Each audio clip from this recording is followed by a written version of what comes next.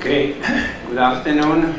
Thank you very much, Mr. Chairman. Nice introduction, and thank you to all the members of this meeting for inviting you again in Cairo. The topic of today is very difficult to be faced, because if stereotactic body radiation is not so common, particle therapy in gynecology and cancer is really a sort of niche, very strict niche, and it's based mainly on principle, potential, instead of current clinical practice. Anyway, we can try to face this topic. Just brief introduction about what means particle therapy. Particle therapy is a sort of family of component of the atomic nucleus that we can use to treat patients in oncology. The history of particle is a long history.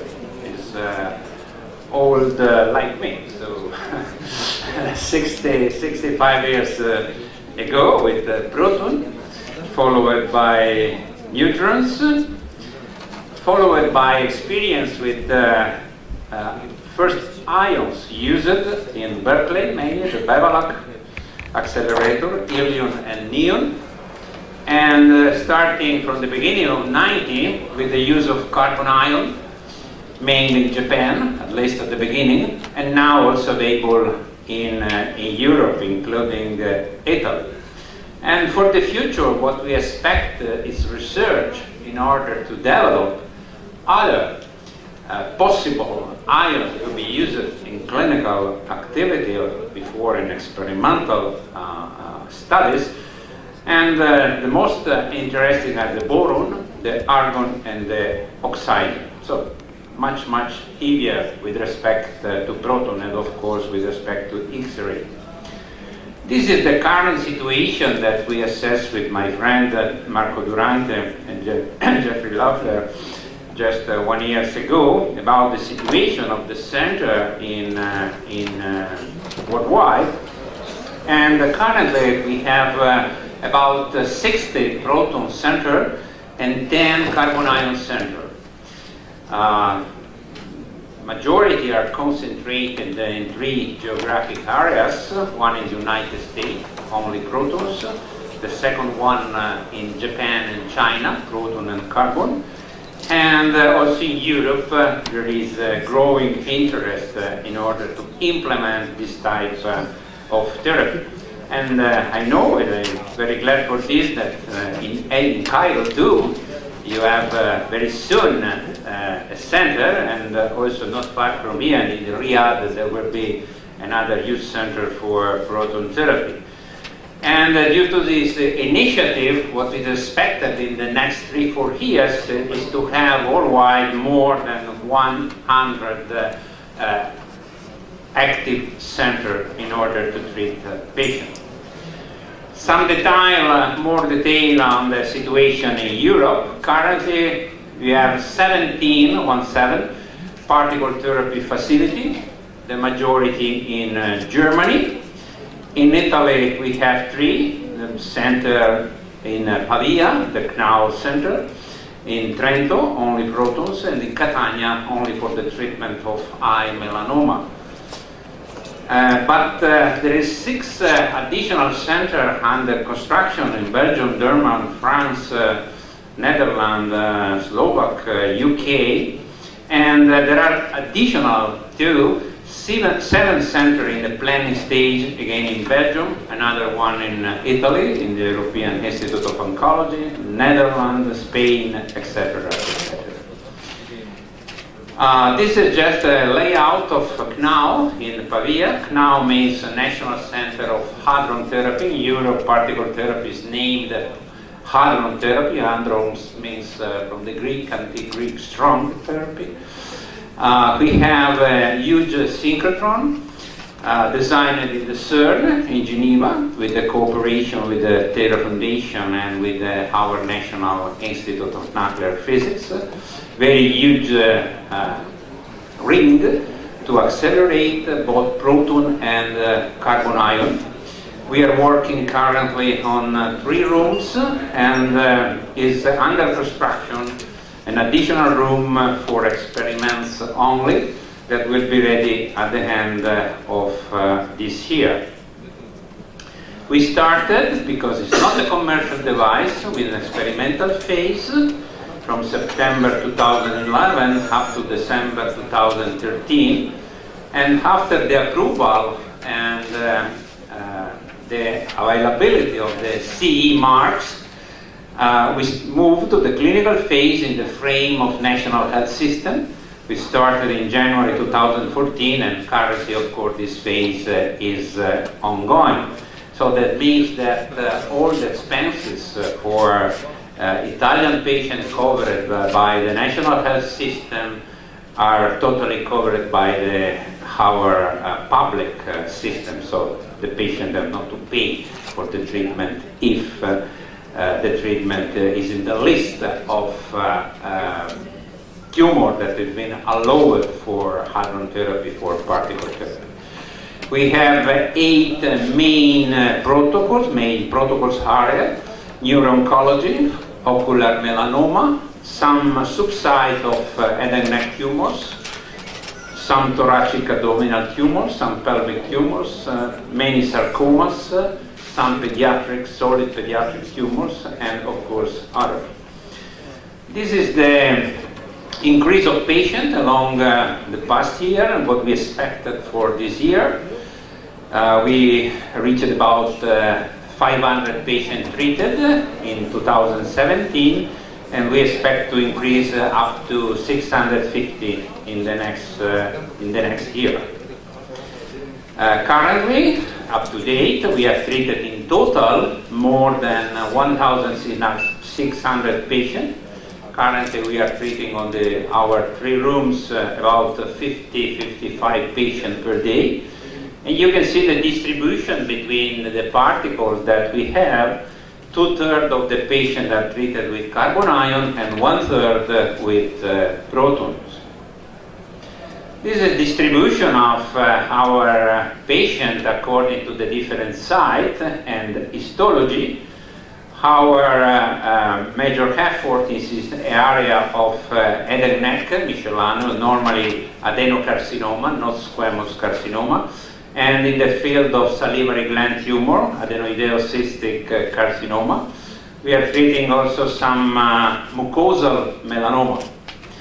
The other most frequent tumor type are chordoma and chondrosarcoma of the base of the skull and the spine, including also meningioma of the base.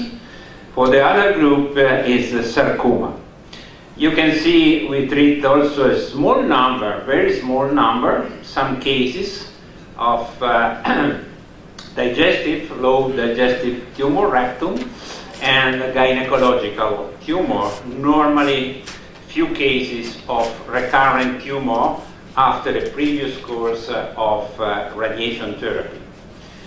What happens now is that we are very strong increase of the number, or the total number of the patients treated worldwide. And today, there is a very huge number of patients. You can see the number is on the PTCOG web. You can find this numbers that are periodically updated. And what also of great interest that with the conventional, so you can say classic indication that I listed before, now we have new possibility, also due to the possibility to manage organ motion, also with active scanning protocol. And so there is a lot of interest in implementing new protocol in lung cancer, esophageal cancer, liver, pancreatic, etc., etc. And the same is happening, very slow, to be frank, in cancer, in gynecological cancer, especially in uterine cancer, both the cervix and the endometrium. There are really anecdotal reports on vaginal cancer, and the same anecdotal report on ovarian cancer. So the majority is cancer of the uterus. One of the major questions for particle therapy is if we have enough evidence in order to justify the major cost of the treatment related to the true effectiveness of the treatment. So it is a very difficult balance.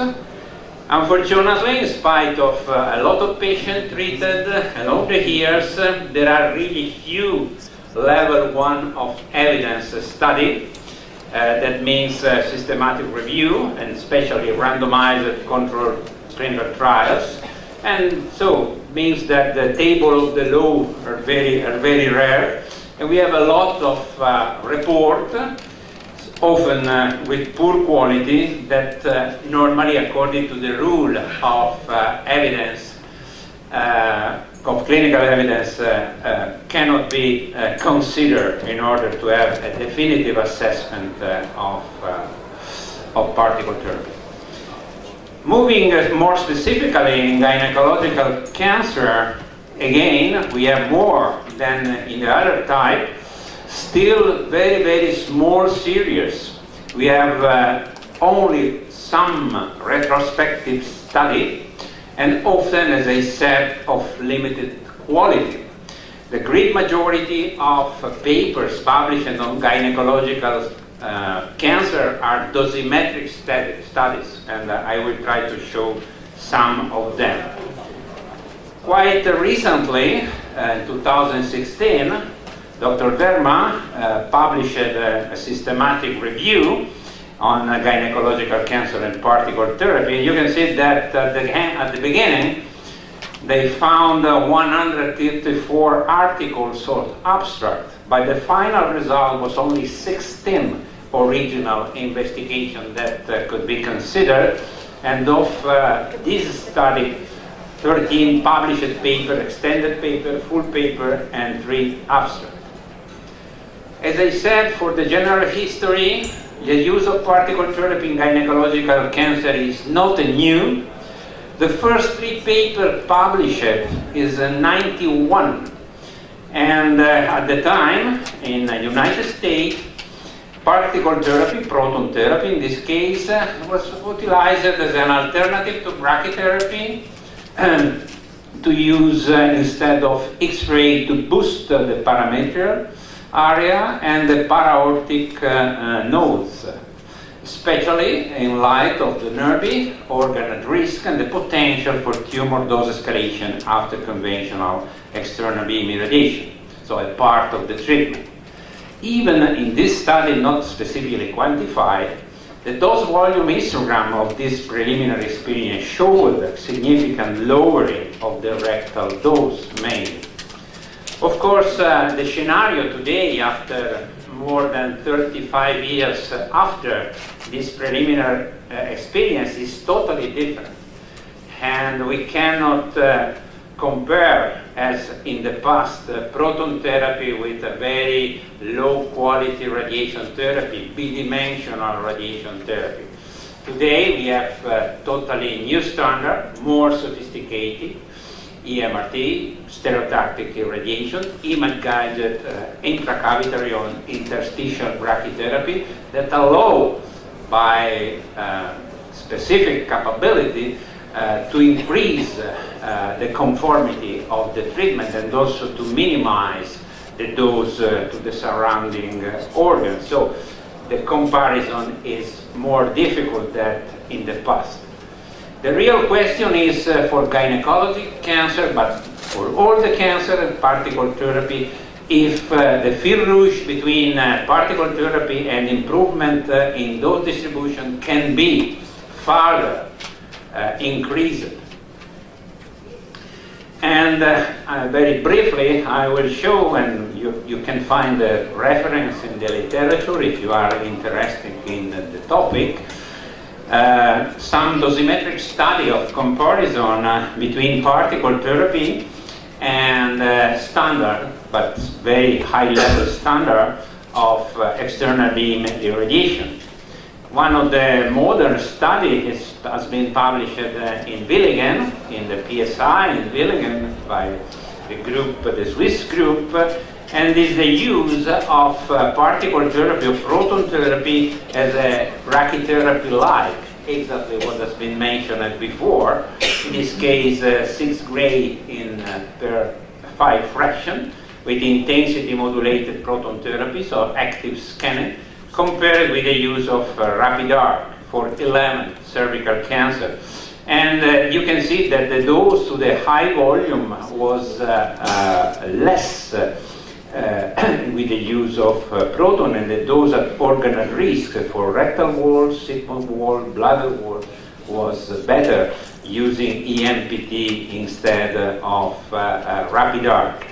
The conclusion of the authors was that in patients who are unable to undergo brachytherapy, EMPT as a boost technique provide good target coverage and conformity and superior DVH parameters for organ at risk, compared also with the recommendation to MRI-guided brachytherapy.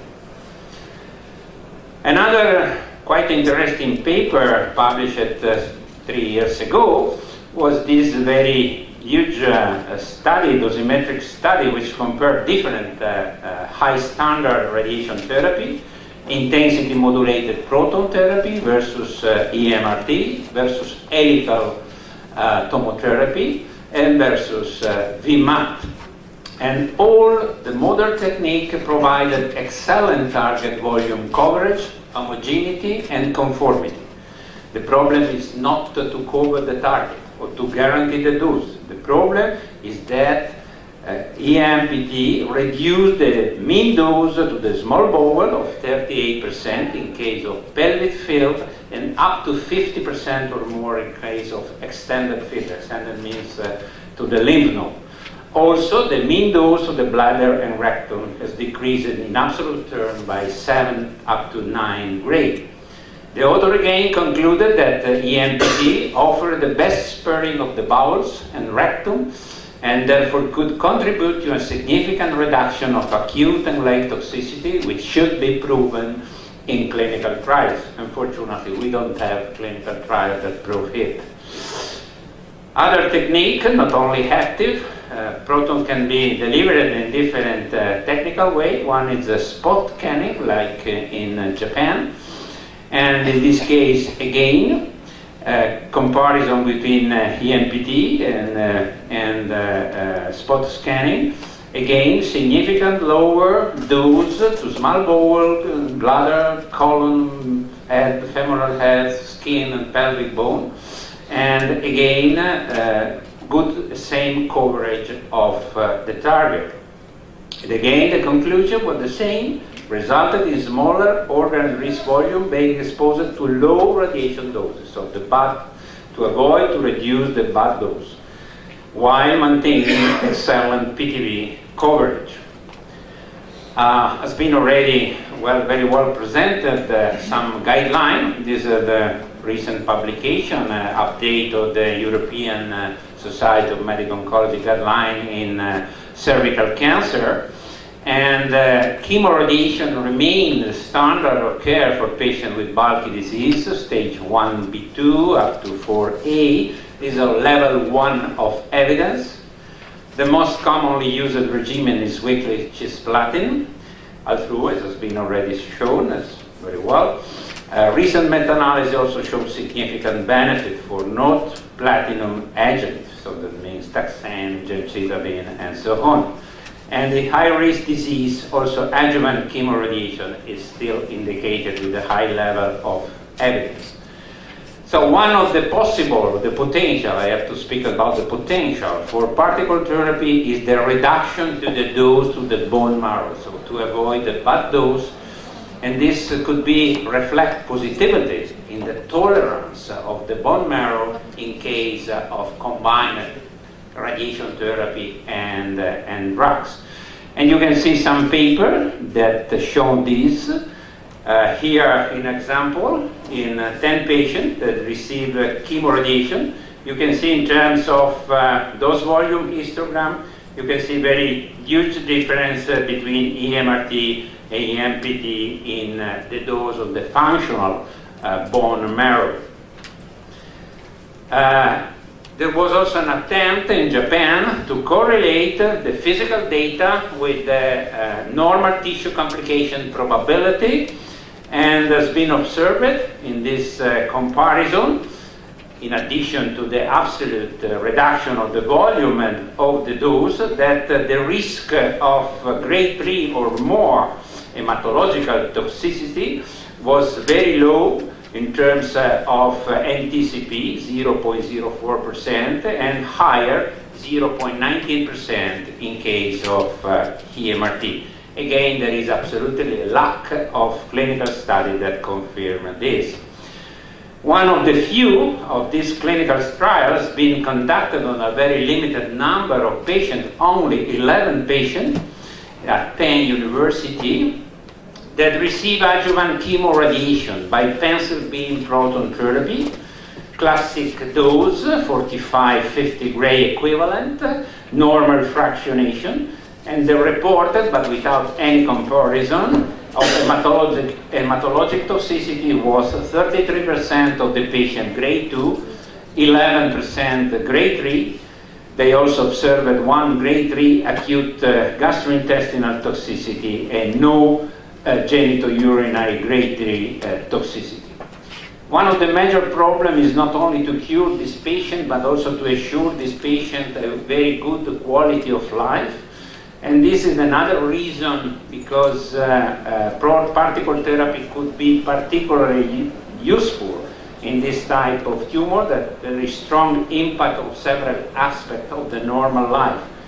You can see here just a summary of report, very recent report of the EMBRACE study. It's a European study made in Austria, and it's been reported very important bad impact of the quality of life, because in most of the patients remain fatigue, lymphedema, neuropathy, dyspnea, etc. There was a lot of sexual worries that was very pronounced overall the observation, with vaginal dryness and pain during the intercourse that remain at relevant degree, and also diminution of the role, the social, the role, the generic role, and also a lot of problem of sexual function. This is a European experience, but absolutely the same if you look other analysis in other area of the world. We are moving to Korea in Southwest, but you can see that according to you, the same questionnaire, the RTC quality of life questionnaire, there is a really worse effect after the therapy in terms of body imaging, sexual vaginal function, lymphedema, peripheral neuropathy, and sexual work. One of the questions in order to select the patient, which patient can benefit? We cannot treat all the patients with gynecological or uterine cancer. In this paper has been shown, based again on dosimetric comparison, that the para-aortic region is the area in which is possible to get the more relevant dose reduction. And with respect to the kidney, both the kidney, the spinal cord, and the bowel, this may be an indication on how to apply particle therapy. Particle therapy can be also used with modern technique like image-guided adapted radiation therapy. And also we can consider to apply new concept in target definition, like suggested very recently from the group in Netherlands, in which they are proposing in case of patient with more than 4 centimeter tumor-free part of the proximal uterus on MRI, to cut the target volume and to avoid the irradiation of the extreme part of the uterus fundus. And this, using the combination of MRI and the combination of proton therapy, reduce the dose, significant reduction of the dose to the small bowel to 25% M2U09313, really important new concept that we have to apply. This is the only perspective study in the literature in HIT, in Heidelberg, in Germany, the approved study that is a post-operative pelvic raster scanning proton beam therapy plus or minus chemotherapy, conventional treatment, primary endpoint of safety, treatment tolerability, secondary endpoint, clinical symptom, toxicity, quality of life, and progression-free survival. But the study is open, is expected in the first phase to enroll only 25 patients, but we have no data on clinical.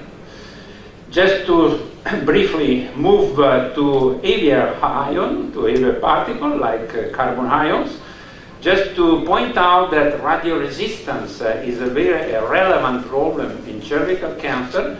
We know this since several years ago, that especially hypoxia that can be detected by a specific biomarker has a strong impact on different significant endpoints like overall survival, distant metastasis spread, metastatic-free survival, progression-free, and cause-specific survival. Today, the scenario of biomarkers for radioresistance is absolutely wider, and we have a lot of possibility in order to identify on individual a specific molecular profile in order to obtain and to use data about the radioresistance. And the final goal is to tailor radiation therapy better than in the past. In this particle therapy, especially carbon ion may be useful because we know that the biological effectiveness of carbon ion is much, much higher with respect to proton and to X-ray, the same proton and X-ray, 10% more maybe, but the capability to break the DNA is 3 times more, the same physical dose, 3 times the biological effect. And this can help in some different situations for radioresistant tumor to use heavier ion like carbon in order to overcome radioresistance for genetic alteration, radioresistance for intratumoral micromilieu, and radioresistance for low proliferation status of the tumor. And also seems from some experimental data that carbon ion is able to destroy more than X-ray and proton, also very resistant cells that are the cancer stem cells. And also maybe a positive effect in mediating the immunitary system of the patient. Of course, this is a good theory, but we have to translate in practice. The use of carbon ion gynecological center in gynecological cancer come mainly in Japan, in this center, the HIMAC, the NIRS in Chiba, not far from Kyoto, from Tokyo, sorry. They produced several studies on uterine cancer. One of the first was to define the dose, the right dose, for a dose escalation study. This dose has been defined. They are using carbon ion therapy also in locally advanced cervical cancer. This is published with bladder invasion, that very huge, very wide stage. Acceptable result, acceptable toxicity, but they define unsatisfactory because it's not different from current data from the literature. And for this reason, they are moving to combine carbon ion therapy with chemotherapy, with concurrent chemotherapy. This is quite new in the field of heavy ion. This is the last report, January of this year, just a few days ago, on long-term results of carbon ion therapy in Japan, in Chiba. And you can see on the whole series of the patient, about 100 patients, good local control, especially limited stage 1, and in smaller tumor, and of course also depending from the dose. So it's a unique experience. Just to conclude, just to have some highlights, we can say that radiation therapy is a well-defined role in the management of this disease. The major challenges are in the field of reduction of toxicities in order to get a better integration between radiation and drugs, especially in locally advanced cancer. Quality of life of gynecological cancer patients needs to be strongly considered in approaching any type of multimodality treatment. And particle therapy allows to reduce organ at risk exposure, and this advantage should be translated in clinical data that, as I said, are still lacking. For radio-resistant tumors assessed by individual molecular profiling, either particle, as carbonyls, seems to be able to minimize this problem. And of course, clinical study and cooperative networks are essential to progress in this field. Thank you very much for your attention. We always look to this crystal ball. It's always this much. It comes every page. By the way, I always look to Harry Potter.